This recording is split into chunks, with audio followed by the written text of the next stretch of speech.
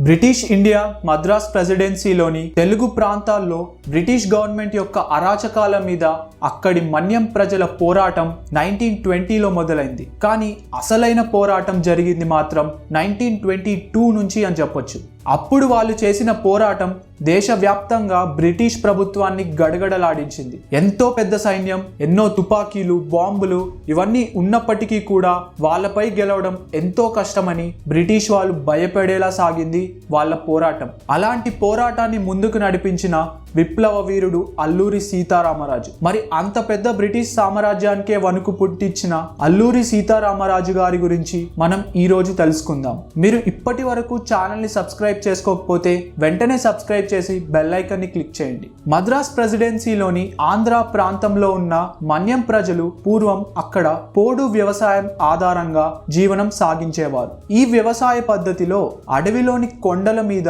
ఒక ప్రాంతం వరకు చెట్లని నరికి వాటిని తగలపెట్టి వ్యవసాయం అనేది చేస్తారు. ఆ ప్రాంతంలో ఉండే కోయ మరియు మిగిలిన గిరిజన ప్రజలు అందరూ కూడా వారికి అవసరమైన దానికంటే ఎక్కువ అడవిని నరకకూడదు అనే షరతుని చాలా ఖచ్చితంగా పాటిస్తారు. అలా అక్కడి అడవిలో ప్రజలు జీవనం సాగించేవారు. కానీ కొన్నాళ్ళకి బ్రిటిష్ ప్రభుత్వం అమలు చేసిన మద్రాస్ ఫారెస్ట్ యాక్ట్ 1882 ప్రకారం అడవిలో చెట్లని నరకడం నేరం అని రూల్ పెట్టారు. దానికోసం ఫారెస్ట్ ఆఫీసర్లను నియమించారు. దీంతో పాటు అడవిలో దొరికే వస్తువులని అన్నిటి మీద ప్రభుత్వానికి పన్ను కట్టాలి అని చెప్పుకొచ్చారు. దీనివల్ల ఎందరో గిరిజన ప్రజలు ఆకలితో అలమటించసాగారు. అలా ఎన్నో కష్టాల్లో ఉన్న ఆ ప్రజల యొక్క నిస్సహాయతని అదునుగా తీసుకొని వాళ్ళని కూలీలలాగా పని చేయించుకునేవారు. రోడ్లు వేయటం, బ్రిటిష్ అధికారుల కోసం బిల్డింగ్లు కట్టడం, అలా ఎన్నో అవసరాలకు వాళ్ళ చేత వెట్టి చాకిరీ చేయించుకునేవారు. అలా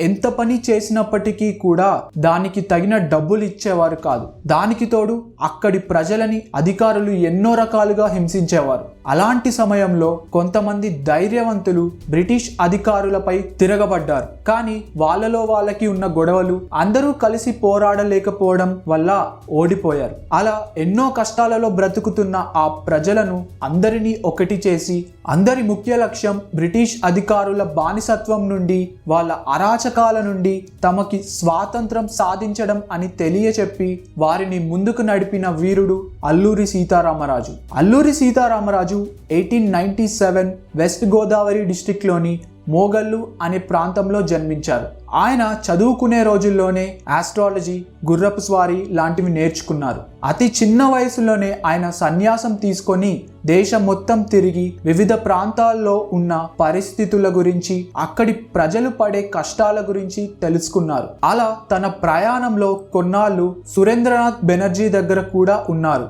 తనతో పాటు కాంగ్రెస్ మీటింగ్స్ కి వెళ్ళేవారు. అలా ఎన్నో ప్రాంతాలకి వెళ్తూ ఎన్నో విషయాలు తెలుసుకున్నారు. ఔషధ మొక్కలతో వైద్యం చేయడం లాంటివి ఎన్నో నేర్చుకున్నారు. అలా తన ప్రయాణంలో ఈస్టర్న్ ఘాట్స్ లో ఉన్న విశాఖపట్నం ఫారెస్ట్ ఏజెన్సీ అడవిల్లోని ప్రజలు పడుతున్న కష్టాలని చూసి వాళ్ళతో కలిసి బ్రిటిష్ వాళ్ళని ఎదిరించాలని నిర్ణయించుకున్నారు అల్లూరి సీతారామరాజు. ఆయన యొక్క నాయకత్వ లక్షణాలు, ఆయన మన్యం ప్రజల మధ్య ఉన్న సమస్యలని పరిష్కరించే విధానం, ఆయన చెప్పే ఆధ్యాత్మికత విషయాలు, ఇలాంటివి అన్నీ కూడా అక్కడి గిరిజన ప్రజల్లో ఎంతో స్ఫూర్తిని నింపేవి. వాళ్ళంతా కూడా అల్లూరి సీతారామరాజు బ్రిటిష్ వాళ్ళ యొక్క బానిసత్వం నుంచి తమని విడిపించడానికి వచ్చిన దేవుడు అని నమ్మేవాళ్ళు. అలా ఆ ప్రజల్లోని గంటయ్య దొర, మల్లయ్య దొర, అగ్గిరాజు వంటి వారిని ప్రముఖులుగా నియమించి బ్రిటిష్ వారికి వ్యతిరేకంగా పోరాడటానికి రామరాజు సైన్యాన్ని తయారు చేశారు. బ్రిటిష్ వాళ్ళ అరాచకాలకు బలైపోయిన వారు, వారిని దేశం నుంచి తరిమి కొట్టాలి అని నమ్మిన ధైర్యవంతులు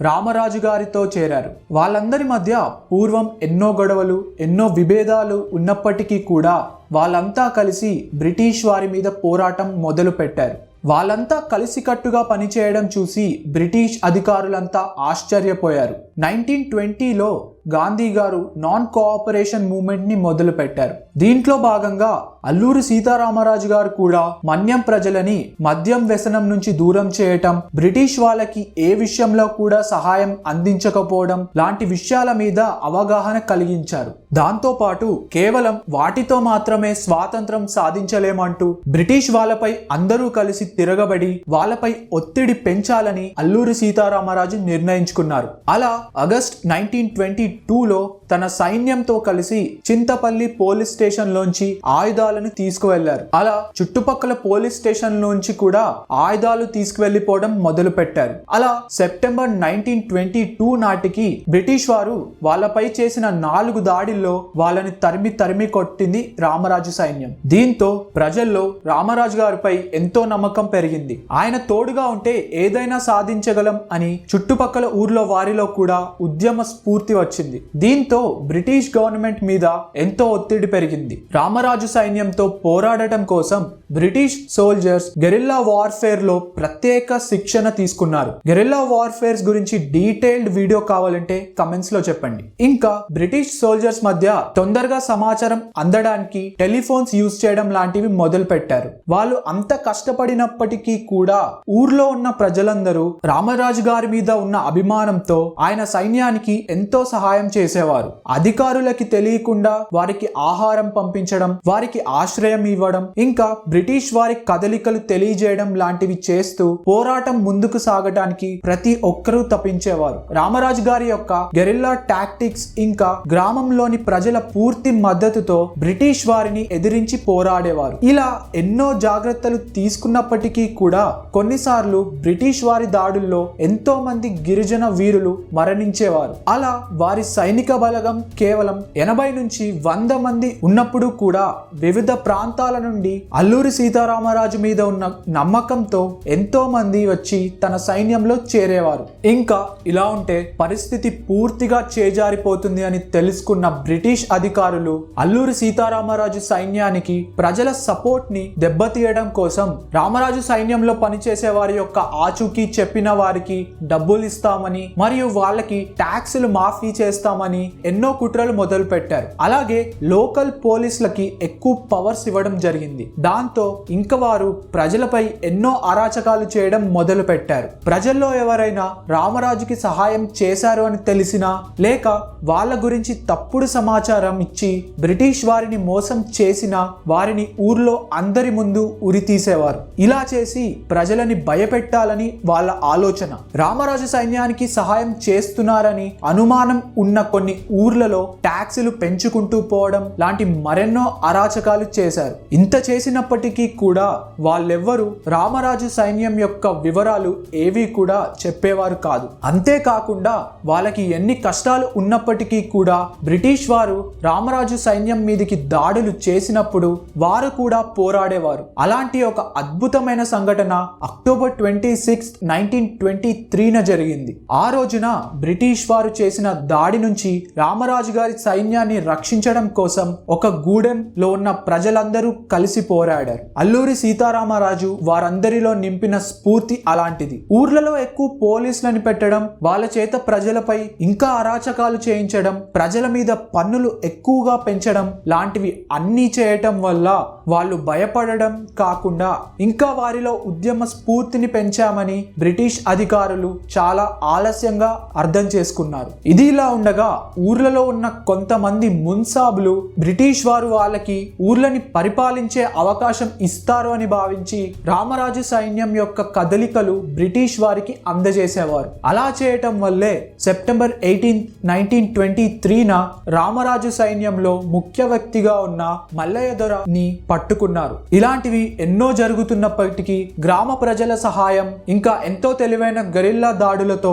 అల్లూరి సీతారామరాజు పోరాటం కొనసాగిస్తూ వచ్చారు. అలా రామరాజు చేస్తున్న గొప్ప ఉద్యమం గురించి దేశమంతటా తెలిసింది. అలా దేశంలో ఉన్న ఎన్నో ప్రాంతాల నుండి రామరాజుతో కలిసి పోరాడటానికి ఎంతో మంది వచ్చారు. అలా తన సైన్యం ఎవరు ఊహలకి అందనంత బలంగా మారింది. రామరాజుతో కలిస్తే లక్షల మంది బ్రిటిష్ సైనికులు వచ్చినా ఎదుర్కోగలం అన్న ధైర్యం వచ్చింది అందరికీ. ఇంకా ఇలాగే కొనసాగితే దేశంలో ఎన్నో చోట్ల రామరాజుని స్ఫూర్తిగా తీసుకొని ఎంతో మంది పోరాట పోరాటాలు మొదలు పెడతారు అని తెలుసుకున్న బ్రిటిష్ ప్రభుత్వం రామరాజుని అత్యంత తొందరగా పట్టుకోవడానికి ఎంతవరకైనా వెళ్ళటానికి సిద్ధమైంది. రామరాజుని పట్టుకోవడానికి అలాంటి ఎన్నో ఉద్యమాలు అణిచివేయటంలో ఆరితేరిన రూథర్ఫోర్డ్ అనే ఆఫీసర్ ని స్పెషల్ కమిషనర్ గా నియమించింది బ్రిటిష్ ప్రభుత్వం. రూథర్ఫోర్డ్ చేయించిన ఒక దాడిలో రామరాజు సైన్యంలో ముఖ్య వ్యక్తి అయిన అగ్గిరాజుని బ్రిటిష్ వారు బంధించారు. అతన్ని